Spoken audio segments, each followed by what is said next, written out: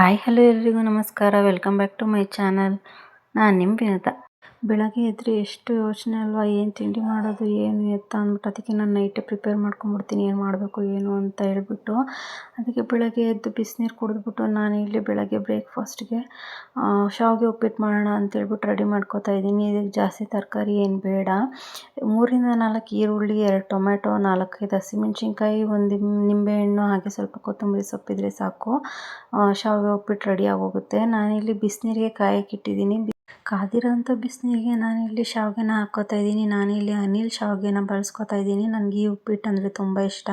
ನಾವು ರವೆ ಉಪ್ಪಿಟ್ಟು ಇದನ್ನೆಲ್ಲ ಸಾಮಾನ್ಯವಾಗಿ ತಿನ್ನಲ್ಲ.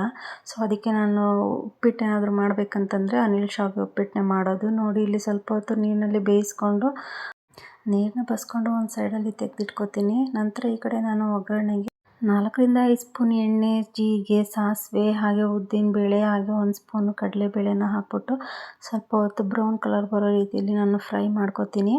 ಫ್ರೈ ಮಾಡ್ಕೊಂಡ ನಂತರ ನಾನು ಇದಕ್ಕೆ ಹೆಚ್ಚಿಟ್ಕೊಂಡಿರುವಂಥ ಹಸಿಮೆಣ್ಸಿನ್ಕಾಯಿ, ಈರುಳ್ಳಿ, ಹಾಗೆ ಟೊಮೆಟೊನ ಸೇರಿಸ್ಕೊಂಡು ನಾನಿಲ್ಲಿ ಸ್ವಲ್ಪ ಬ್ರೌನ್ ಕಲರ್ ಬರೋ ರೀತಿಯಲ್ಲಿ ನಾನು ಫ್ರೈ ಮಾಡ್ಕೊತೀನಿ. ನಂತರ ಇದಕ್ಕೆ ರುಚಿಗೆ ತಕ್ಕಷ್ಟು ಉಪ್ಪನ್ನ ಸೇರಿಸ್ಕೊಂಡು ಸ್ವಲ್ಪ ಹೊತ್ತು ಕೈ ಆಡಿಸ್ಕೊಂಡು ಆಮೇಲೆ ನಾನು ಇದನ್ನು ಲೋ ಫ್ಲೇಮಲ್ಲಿಟ್ಟು ಬೇಯಲಿಕ್ಕೆ ಬಿಡ್ತೀನಿ.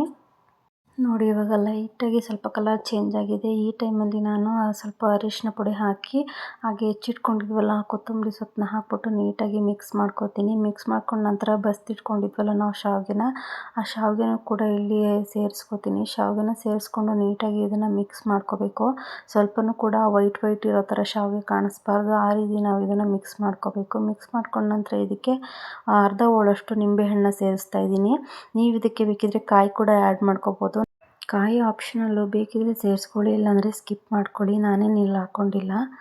ನೋಡಿ, ಶಾವಿಗೆ ಉಪ್ಪಿಟ್ಟು ರೆಡಿ ಆಯಿತು.